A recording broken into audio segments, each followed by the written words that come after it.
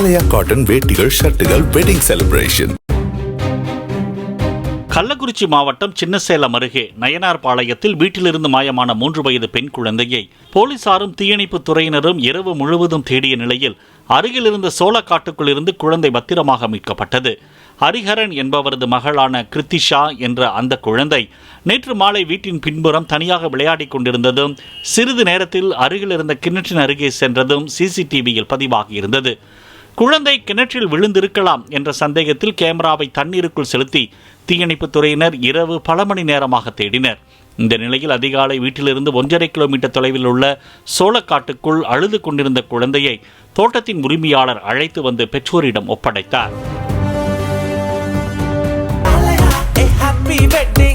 ஆலயா cotton வேட்டிகள், ஷர்ட்டுகள், wedding celebration. Play store மற்றும் ஆப் ஸ்டோரில் இருந்து பாலிமர் செயலியை QR கோடு மூலம் பதிவிறக்கம் செய்யுங்கள்.